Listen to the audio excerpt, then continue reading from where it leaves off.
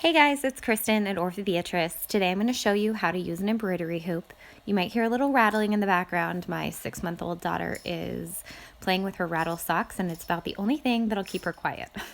So you're going to start out by taking your embroidery hoop, loosening the screw, and removing the smaller inner ring from the outer ring. Set the outer ring to the side and put the inner ring on a flat surface. Then take your fabric, put it on top of the smaller ring, and make sure that it is centered. Lightly pull apart on the outer ring and place it on top of the smaller ring.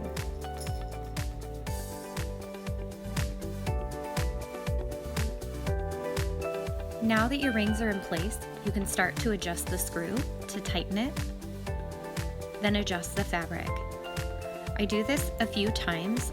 It has a tendency to buckle up at the top, so I tighten a bit and then pull towards the outside. Make sure that the back ring stays in place when you go to pull. If you pull too hard, you can pull that back ring out.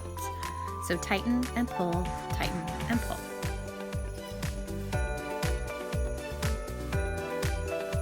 Your project is now ready to embroider, or if you're looking to do a fabric wall hanging, I'll show you how I finish mine to give it a nice look. You'll start by using scissors. Make sure they're sharp, and I cut around the fabric, leaving about 1/4 inch all the way around.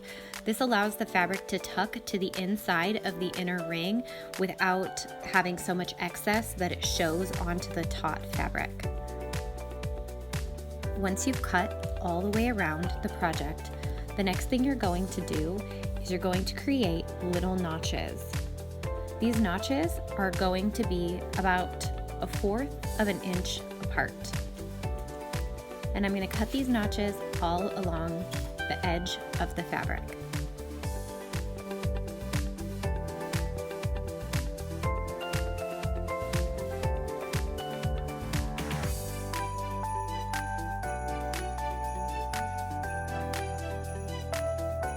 Once the notches are cut, I grab my double-sided tape.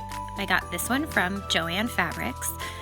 You can get it at most craft stores, and I got it to be the same width as the inside ring of the embroidery hoop. You're going to take the double-sided tape and you're going to place it all along the inner ring.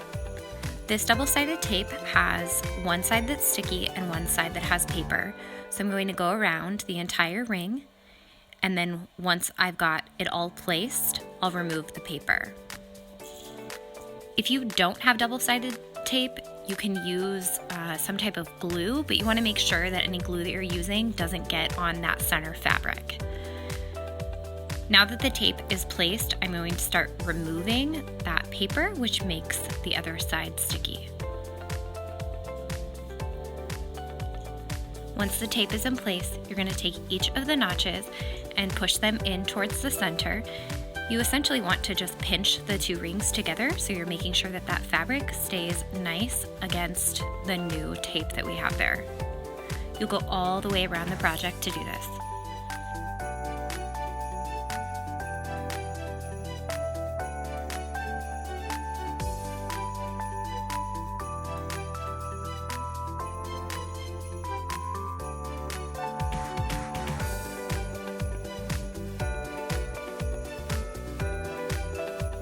Ta-da! Now it even looks good from the back. I also wanted to give you guys a couple of tips on what to look for when you're purchasing different embroidery hoops. There are tons of different sizes. This one is 5 inches. But when you purchase your hoops, you want to make sure that the two brackets that hold the screw are nice and straight. You can see on the right side of this one that it is a little bit off, and that makes tightening more difficult. That one is correct. And then on the small one, you can see that this hoop isn't perfectly round, so you get a little bit of space there. So when you're shopping for your hoops, check those things.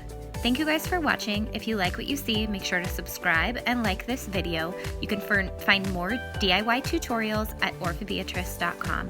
Thanks. Love you guys.